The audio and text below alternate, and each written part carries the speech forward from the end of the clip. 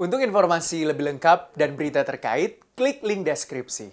Dan jangan lupa juga untuk download aplikasi CNBC Indonesia yang tersedia di Play Store dan juga App Store. Jangan lupa subscribe ya.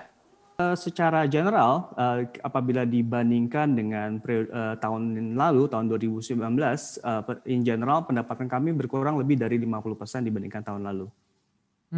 Berarti ada terjadi penurunan begitu ya Pak? Betul, betul. Dan juga secara dari tingkat penumpang, itu juga memang secara general year to year kita lihat memang ada penurunan yang sangat signifikan. Yaitu kalau misalkan untuk domestik kurang lebih penurunannya sekitar 65% dibandingkan tahun 2019 yang lalu.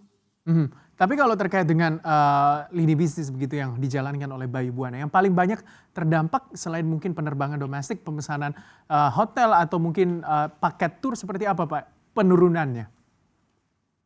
Tentunya dengan adanya travel policy, kemudian juga travel ban dari negara-negara, yang paling berdampak adalah tentunya ada untuk overseas ya, international traveling, Mas.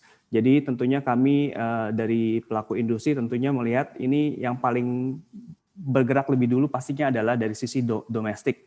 Kemudian juga kalau misalkan dari kami dari sisi biro perjalanan untuk perjalanan korporasi atau corporate travel itu masih menjadi yang segmen utama bagi kami di tahun 2020 ini.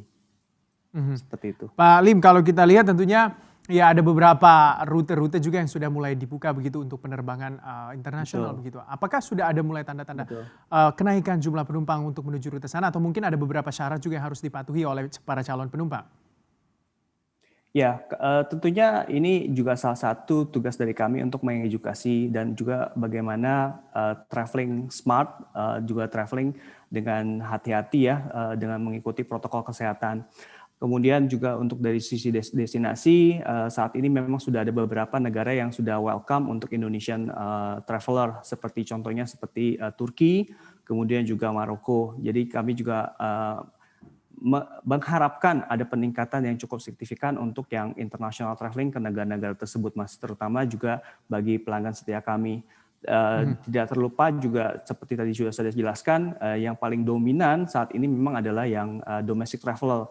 Destinasi seperti Bali, kemudian Jogja, itu juga masih menjadi yang utama untuk konsumen kami saat ini. Oke, sudah seberapa besar signifikan peningkatan Pak untuk domestik dari Bayu Buana sendiri?